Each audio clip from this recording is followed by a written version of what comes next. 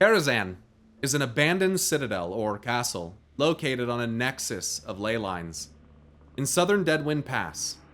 The tower is best known for its last known occupant, Medivh, the last guardian of Tirisfal. After Medivh was killed by Khadgar, Anduin Lothar, and Gorona, the tower sealed itself off from the rest of the world. But recently, Karazhan has reawakened. An evil presence has taken the tower as its own, its halls crawling with spirits and demons, and with the shade of Medivh, his power being so great that his magic still echoes through the halls of Karazhan. It is impossible to set eyes upon Karazhan without reflecting on the dark saga of its master. As befitting his title, the last guardian of Tirisfal had amassed a vast collection of writings and artifacts that dwarfs even that of the Kirin Tor. The tower is vast, dangerous, with ghosts everywhere, and where some of the world's most powerful and dangerous artifacts were stored. Brought for years by the Dark Riders, following the third invasion of the Burning Legion, Khadgar moved into the tower, seeking knowledge to save Azeroth. The land which the tower sits on was similar in shape to a human skull. Many had noted it over the years, though only a few had been sufficiently brave or powerful or tactless to mention it to the property's owner. Karazhan's history begins with an explosion that carved out Deadwind Pass and weakened the fabric of reality in the region, which was caused by Satiel draining the land of life with Ultalesh, the Dead Wind Harvester. The tower was built in secret by the guardian Egwin, using Aluneth, around 600 years before the First War. After she grew increasingly paranoid and hostile to her fellow members of the Council of Tirisfal, a result of the dark influence that the spirit of Sargeras was exerting over her, the tower acted both as a refuge from the Council and a conduit for the potent ley lines in the region, through which Egwin could siphon power as needed. Egwin's son Medivh eventually took up residence in Karazhan, but mused that the explosion and the construction only happened because he would eventually arrive. As the structure was built atop a nexus of potent ley lines, the energies that coursed through Karazhan sometimes warped reality in the region. Because of that, the mage Orexis came to Deadwind Pass to study the tower and its powers, experimenting with their warding magics outside Karazhan, attempting to neutralize the tower's strange powers. In time, a small human village and its church flourished around the tower, but both ended up abandoned at some point. So that's the general thing of what's going on here. I'm gonna read this last Guardian part, and then I'm gonna go ahead and go inside original, just base Karazhan.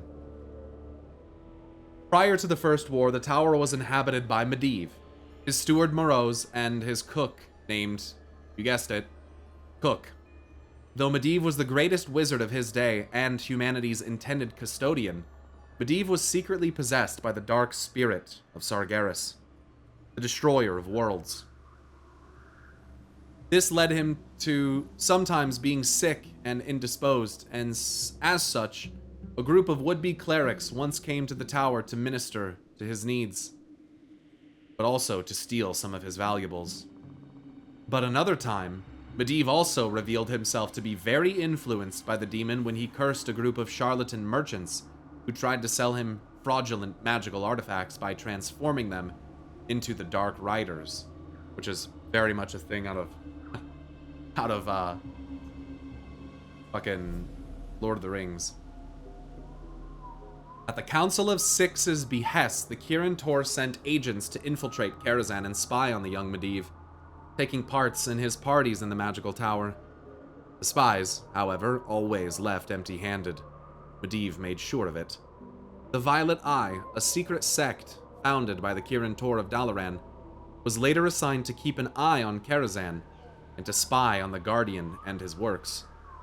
Among their agents sent inside, Korin, the blacksmith, was under their pay and pretended to serve Medivh.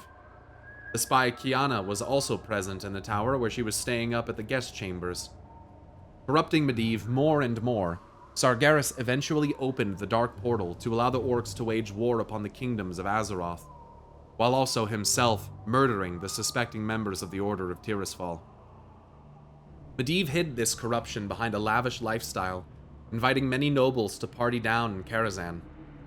This didn't stop the dragon Arcanagos to travel to the tower with Egwin to confront Medivh about his acts.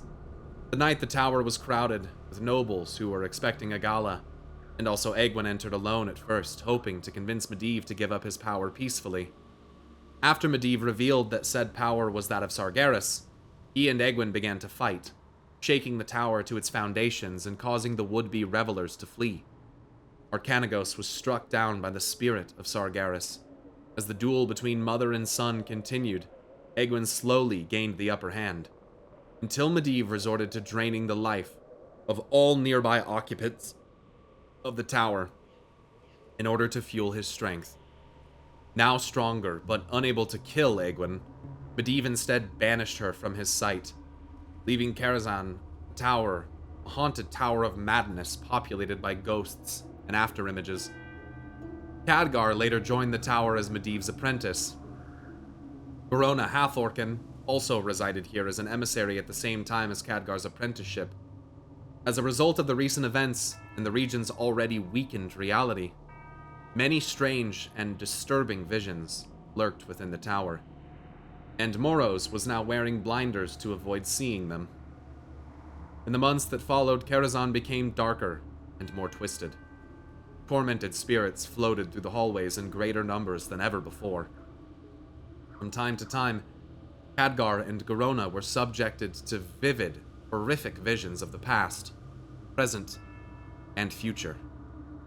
Khadgar suspected this was all due to Medivh. The Guardian's mood swings had vanished entirely. That was a relief, but only at first. His rage had disappeared, but it seemed to have been replaced with nothing at all. It was as if Medivh had simply lost the ability to feel anything. As he withdrew from his humanity, the fabric of reality in Karazhan seemed to unravel.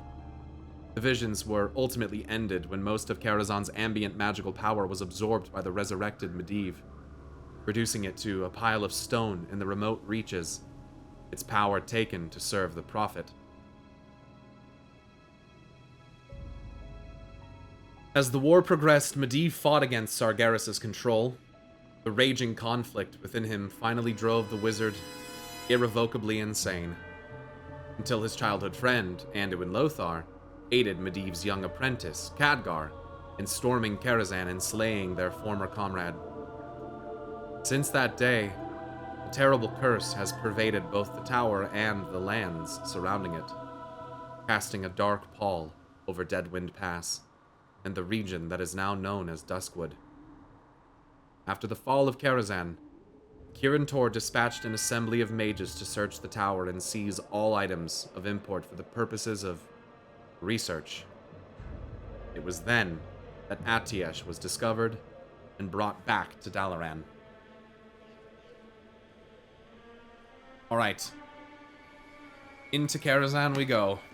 Now that we have the basis of this place established. So we're in the gatehouse. First things first. We talk to this guy? I can't remember if you even need to. What is this place? This is the Tower of Karazhan and residence of my master, Medivh. As a humble doorman, there's little else I can explain to you. Where is Medivh? All inquiries regarding Medivh should be directed to Moroz, the tower steward. I myself know very little about the master's business.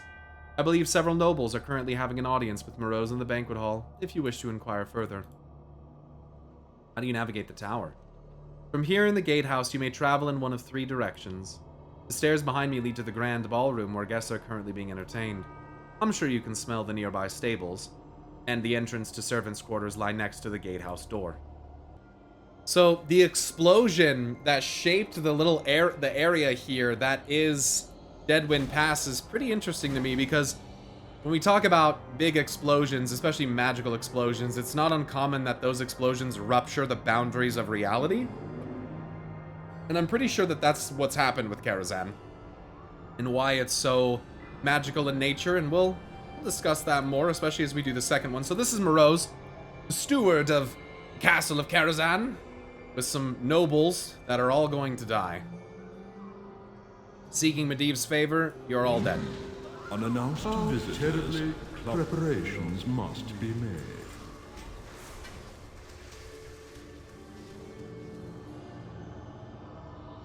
Such a good nether weave here.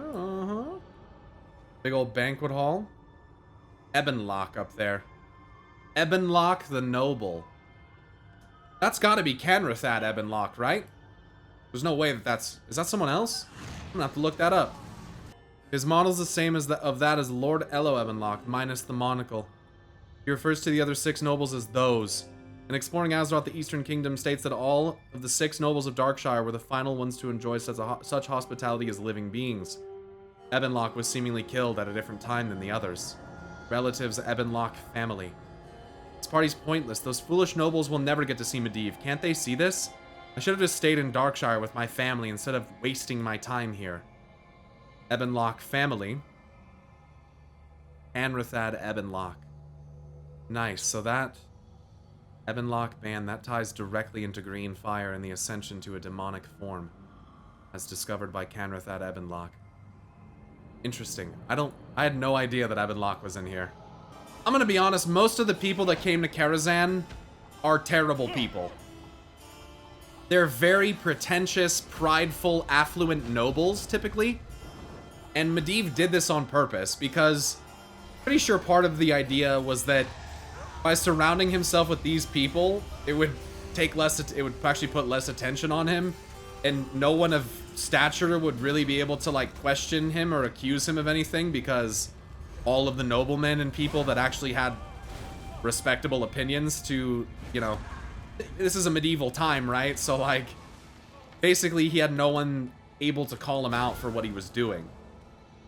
Served him pretty well, in that aspect. Here we have the Maiden of Virtue, and as we've been through Karazhan before, I was actually telling you guys about this before, that the Maiden of Virtue actually found her way here. Apparently she was drawn here by the sins of the people who are here. So this Maiden of Virtue is allegedly here in order to cleanse people of their sins. This titanic construct. Also, I like this chandelier above. It's got like fire runes on it. They kind of remind me of some of the runes on Sargeras' armor, but not quite. You also have these suns, the sun motif. The red gems. Interesting. Death behavior will not be tolerated. Be clear. Death comes. Will your conscience be clear? Here's that art. So, I don't know if you guys remember when we did Ulduar and its corresponding dungeons, I kept pointing out to you the angelic art on the ceiling of the 4 angels reaching towards the light. So, here you have it again, except they're little orcs with horns. They have angel wings and horns, which is interesting. But the similar type of art, just with orcs instead of with presumably what look to be humans. Oh, I think I'm going the wrong way. Return to Karazhan, everything is the opposite. Finally, everything's in place. You ready for your big stage debut? I'm not an actor. Don't worry, you'll be fine. Okay.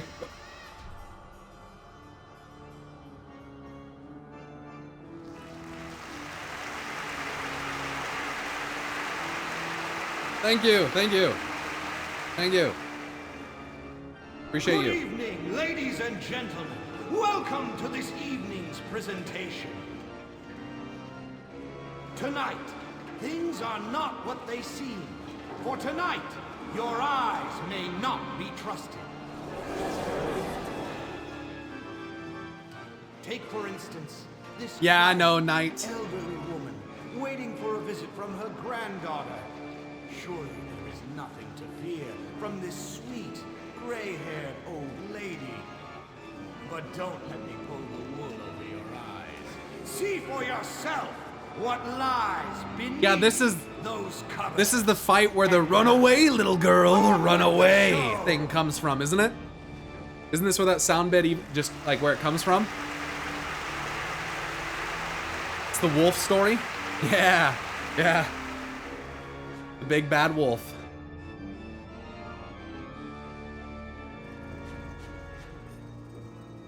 Grandmother.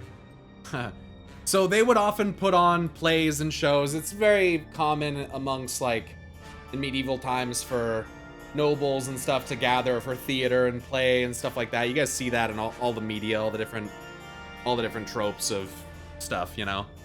So this isn't that, you know, they're putting on these plays for these patrons and nobles and but even in death, these people, these spectral echoes of them are just basically trapped reliving these same situations. It's kind of fucked up. Hello, grandmother. Hello, my child. Oh, grandmother, what big ears you have. The better to hear you with, my child. Oh, grandmother, what big eyes you have. The better to see you with, my child. Oh, grandmother, what fat loots you have. The better to own you with. The better to own you with, my fat loots. Oh, no.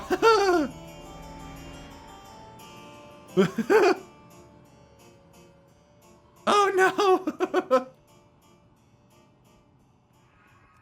See ya, bitch. I like the lions everywhere. I feel like that's a little bit of a nod to Anduin Lothar, considering he was like Medivh's best fucking friend. The whole Anduin lion thing, I feel like, is kind of the theme there. It's pretty cool. I think maybe it's a little nod to one of his good friends. The better to own you with, such a peak mid-2000s line. The earlier expansions of this game are such a great time capsule. I know. I know. So now we're getting a little bit deeper into Karazhan, up to the menagerie. So if you guys don't know, a menagerie, if I'm not mistaken, is kind of like where you keep your pets. So in this area that we're about to go into, we're about to see a bunch of arcane golems. This thing in front of us, which is actually a big statue of a Titan forged. And an interesting thing there. So Medivh, of course, being guardian of Tirisfal and son of one of the greatest mages that's ever lived, Medivh is a master of magic. And I can only imagine that during the time where Sargeras was influencing him, that he probably learned even more. So these guys are immune to arcane damage, which is good because I use fucking chaos. See ya. So this is where we're getting into a little bit more of what can really be learned and derived, I feel like, from Karazhan. The fact that there is a large Titan Forge statue is quite interesting. We also don't get the full story on Egwene and her involvement with the Titans. So, for instance, the fact that she decided to seal Sargeras' avatar inside of, underneath the Temple of Elune, inside of a massive Titan facility, probably not a coincidence. And so I should probably revisit Chronicle as well and reread about the Pillars of Creation, because I'm sure that is all directly tied to it. But essentially, remember when I showed you in Ulduar that there was like a person, like a celestial constellar person holding a staff with like an orb? That always made me think of Medivh. It always has made me think of Kirin Tor, maybe even Antonidas, right? Like this kind of lineage of masters and apprentices of arcane magics through human history, I think has been pretty integral for, really, I have a feeling that essentially that type of magic exists in the hands of mankind basically because the Titans wanted that to happen. So the fact that the Kirin Tor, that the Archmages even were able to learn what they learned, to get to the point that they did, I think is pretty fucking astonishing, and the natural affinity for arcane magics that humans seem to have is pretty insane. So the link between humanity and the Titans, I feel like, is very strong, and it goes beyond just Valkyr, I think. I think that it's, I mean, if we look at like Norganon and Amenthul as potentially master mages, masters of the arcane, masters of the light and void even, you know, it doesn't seem that crazy to me that kind of what might exist as their kind of perfect civilization, if they were to create one, would be a civilization probably of mages and scholars and people who want to study and I don't know, learn that kind of stuff. I feel like it kind of reflects what I would expect to see. Check that out. I got a pet. I didn't even fucking notice that I had gotten it. I got the wolf. So that is also all to say that the fact that Sargeras took particular interest in these humans is also not really a coincidence. You'll also start to notice that shit in here is a little broken. And by broken, I mean not adhering to the laws of physics anymore. So you have parts of pillars that are floating and kind of suspended in the air. Interesting also, these kind of sentinel-esque owls with green energy in their eyes. Maybe fell? But you can tell as we're kind of getting closer to some of these more potent arcane energies that the laws of reality are kind of starting to bend. And that the... Pyromancer is no longer operational. You're damn right it's not operational anymore. But what you're seeing is kind of the beginning of the unraveling of how matter and material is supposed to function. And as we get further down into here, the structure of Karazhan becomes that of almost kind of like the upside down. Where like you literally have a floor on the ceiling and a floor on the floor. And if you were to like take Karazhan and flip it upside down, you would still have like a coherent structure, which is very... You know what it reminds me of, honestly, is it really reminds me of Torghast. It reminds me of the way that Torghast and the way that Ouroboros are structured, you know? Where like, there's a top half and a lower half, and they both seem to maybe be kind of the same thing on either side, but if you flip it upside down, you know what I mean? It's like a reversible spire. I think it could be a Castlevania reference, for sure. For sure. Dracula Castle, very... Yeah, I mean, Medivh, I feel like, kind of hits some of those notes, some of those Dracula-esque notes, kind of the isolationist, dark and gloomy tower, the whole demon corruption thing, you know, dark and maybe forbidden. Oh, for fuck's sake. These are so awful. Yeah, as I said before, Karazhan is quite literally linked to the Twisting Nether, and so how it adheres to reality is different. As they said, it kind of exists as like a beacon shining out into the Twisting Nether and maybe accessible from different worlds. Karazhan is allegedly where all of the ley lines on Azeroth originally intersected. At least were made to intersect that way until Malygos redirected them to the Nexus in Northrend. All of the ley lines on Azeroth apparently converged underneath Karazhan, which is a pretty big fucking deal, considering that ley lines are shown to... Ley lines and their intersection, if I'm not mistaken, were also necessary and part of why the Dark Portal was built where it was. Because they used the same type of confluence of magical energy basically running through the earth as a nexus to anchor the portal. You kind of see this abyss, this kind of nothingness above us where you should see the sky. So this is kind of illustrating that we are kind of slipping into nether space, as it were.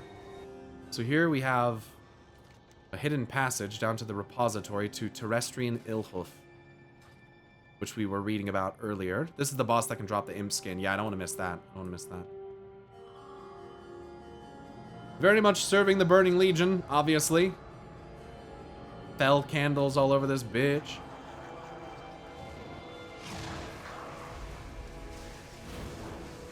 The body of one of the people we were reading about, I'm sure.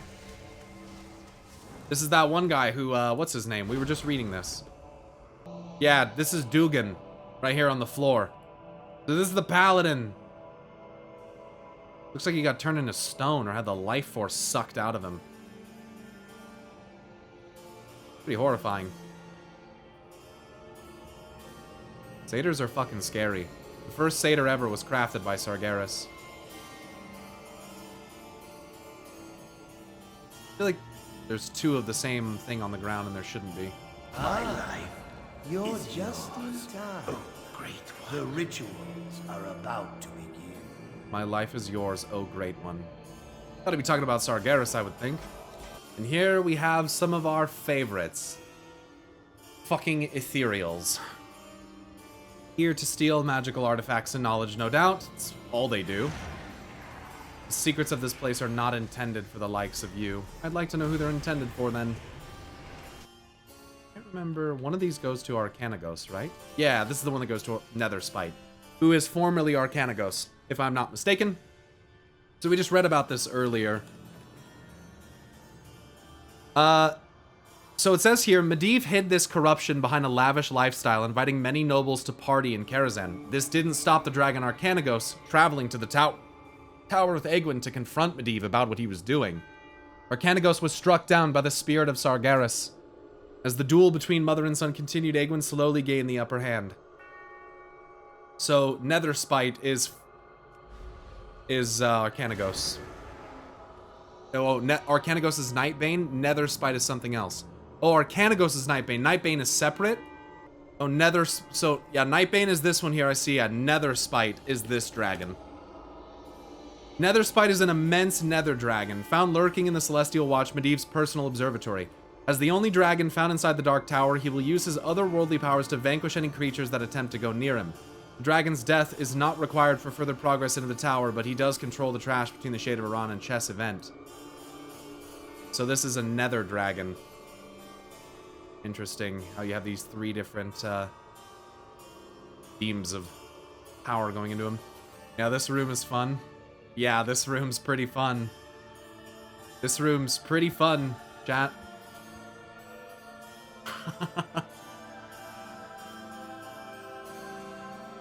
A lot of good shit here. Like, planetary orbitals, sun and moons. 3 rings, 1, 2, 3. We've seen one of these before. This one, sun, moon.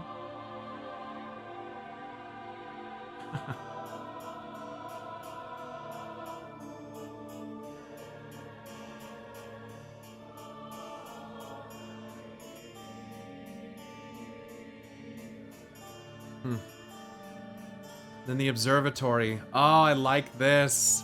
I love this. How it has 3 layers. Oh my god, the fractals are everywhere. Layer 1, layer 2, layer 3. 3 layers of the veil. Each peering out a different side of it. A different window through it. I love it. And out into space.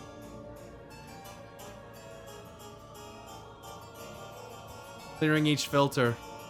Yeah. And I like that thing on the wall over there, by the way. How it's like an eye. I fuck with that. Here, I gotta pull this boss. Nether Spike, come here.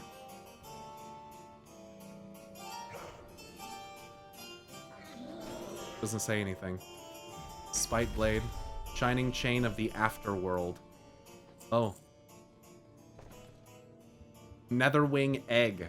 I wasn't expecting to get that. That's interesting.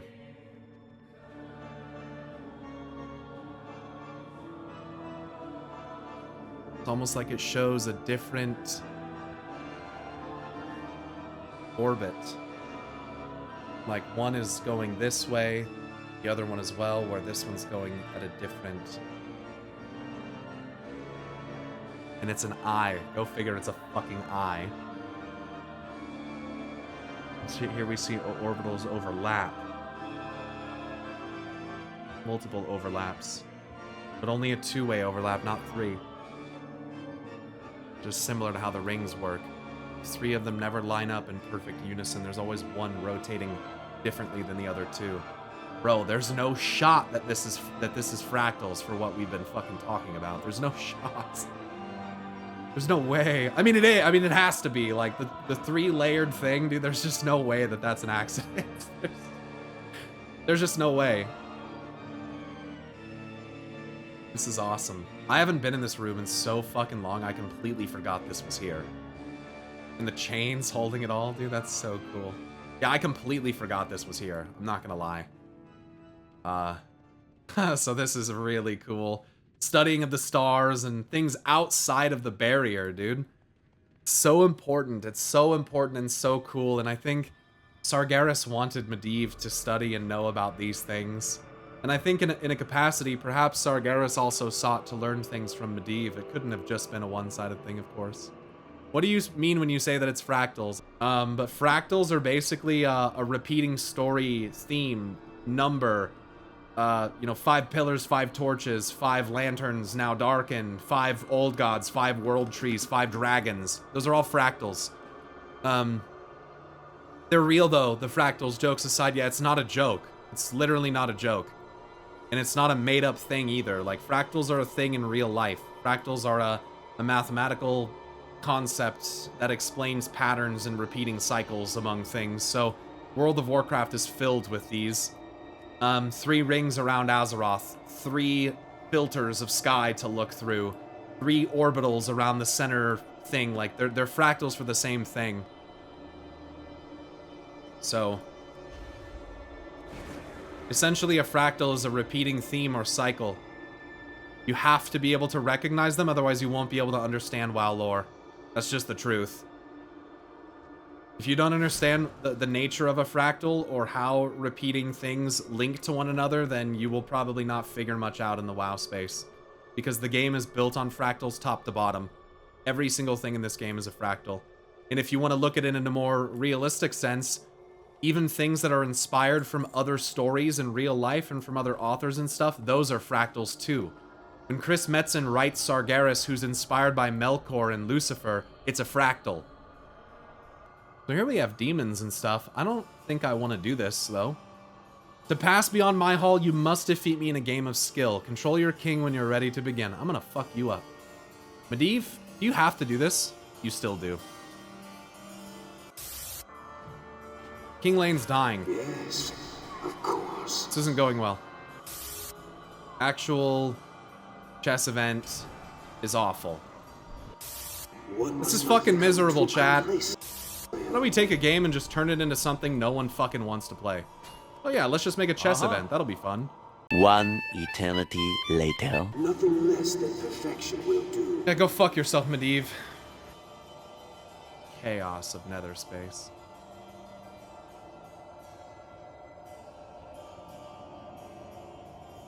We're not on Azeroth anymore. That right there is interesting. Look, it's Torghast. Kind of looks like the Maw. Yeah, actually, yeah. Yeah. It kind of does. Especially the top of it. This guy's very similar to Archimonde in appearance. Nether space never really becomes anything in game. I think when you're on Kil'jaeden's ship, when he's flying through the nether, I think that might be a nether space too, or it might just be the twisting nether. I think that's what it says. Let's see. This place looks so much like the Maw, though. It's kind of crazy. Yeah, it looks the most like the Maw. Madness has brought you here to me. I shall be your undoing.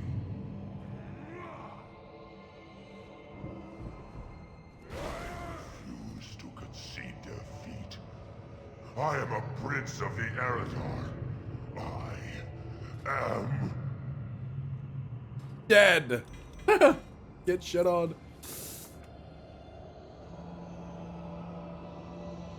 Looks like complete stasis there. Yeah, like nothing is moving at all. It's really fucking creepy.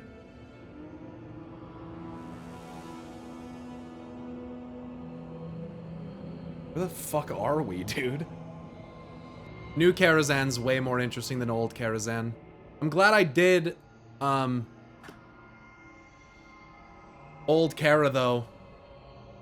Because I forgot about that room that Nether Spite is in. I forgot about that telescope and all that stuff. I was glad up until I had to do the dog shit chess event. As soon as I had to do that, I wasn't happy anymore. But otherwise, Karazhan's great.